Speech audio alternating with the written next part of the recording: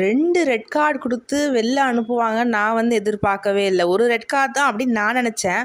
But VJS 2 red கார்ட காட்டும்போது OMG செம அப்படின்னு தோணுச்சு. பார்வதி, கமருதீன் 2 பேரும் வெளில போங்கடா அவ்வளோதான். அந்த 3rd ப்ரோமோல பார்த்தீங்கன்னா, பார்வதி அப்போ கூட திமிரா நின்னுக்கின்னு அப்போ கூட வந்து ஒரு கில்ட்டே இல்லை. என்னடா இப்படி பண்ணிட்டோம், எல்லாரும் இப்படி பண்ணுறாங்க, ரெட் கார்டு கொடுத்துருக்காங்களேன்ற ஒரு கில்ட்டு அந்த ப்ரொமோவில் அவங்க ஃபேஸில் பார்த்தா தெரில.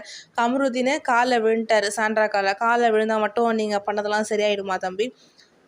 எப்பா இதுக்கப்புறம் என்னங்க, ஒரு 2 வீக்கா பிக் பாஸ் முடிய போகுது. இந்த வீக்ஸ் ஆச்சும் கொஞ்சம் நிம்மதியாக பார்க்கலாம் எனக்கு தெரிஞ்சு. ஏன்னா நான் எப்போ பார்வதி, கமருதீன் வந்து ஒன்றா சோஃபாவில் உட்காந்து ஒன்றா பேச ஆரம்பித்தாங்க வச்சுக்கோங்களேன், நான் வந்து ஆஃப் பண்ணிட்டு போயிடுவேன்.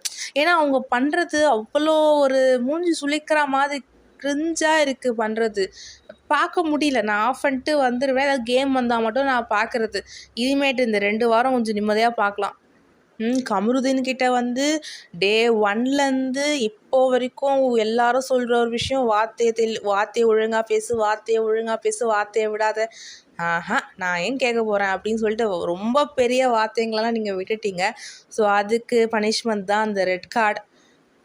அப்புறம் பார்வதியும் ரொம்ப ஓவராக பண்ணிட்டாங்க. இந்த 2 பேரும் பேச ஆரம்பித்தாங்கன்னா அப்படியே இரிட்டேட் ஆகும்.